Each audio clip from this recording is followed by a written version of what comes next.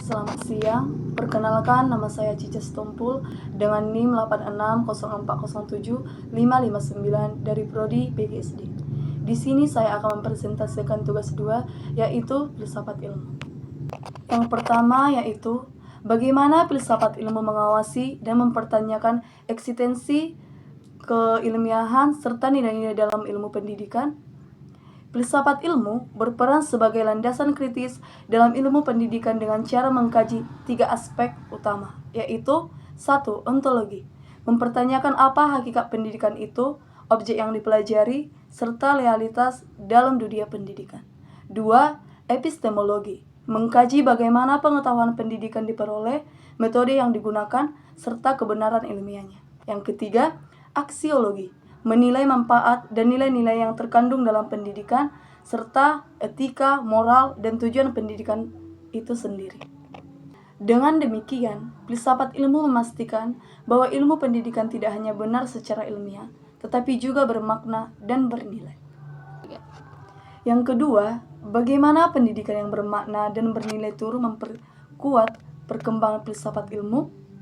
Pendidikan yang bermakna dan bernilai akan menghasilkan praktik pendidikan yang tidak hanya fokus pada transfer ilmu, tetapi juga membentuk karakter dan pemikiran kritis. Hal ini memperkuat filsafat ilmu karena 1. Mendorong refleksi terhadap tujuan pendidikan. Yang kedua, mengembangkan pemikiran kritis terhadap teori dan praktik pendidikan.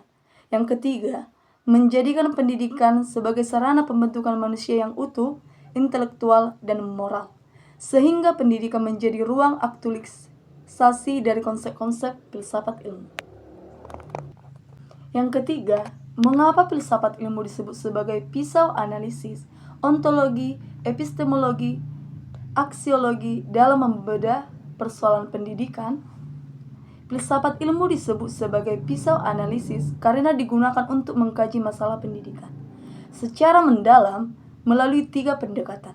Pendekatan pertama yaitu ontologi, menganalisis hakikat masalah, misalnya, apa itu belajar? 2. Epistemologi, mengkaji cara memperoleh solusi, metode pembelajaran yang tepat. Yang ketiga, aksiologi, menilai dampak dan menilai dari solusi tersebut, apakah bermanfaat atau etis. Dengan ketiga aspek ini, masalah pendidikan dapat dipahami secara menyeluruh dan tidak dangkal. Yang keempat, contoh konkret penerapan filsafat ilmu dalam praktik pendidikan. Contoh penerapannya dapat dilihat dalam 1. Kebijakan kurikulum. Penyusunan kurikulum mempertimbangkan nilai aksiologi, isi materi ontologi, dan cara penyampaian epistemologi. 2. Proses pembelajaran. Guru memilih metode pembelajaran aktif karena diyakini lebih efektif secara epistemologi dan bernilai bagi perkembangan siswa. 3. Penilaian pendidikan. Evaluasi tidak hanya mengukur kognitif, tetapi juga sikap dan keterampilan sebagai bagian dari penilaian pendidikan.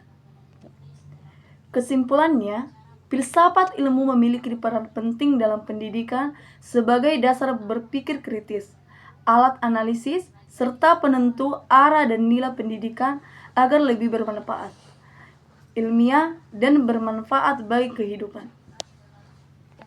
Sekian dari presentasi saya ucapkan terima kasih.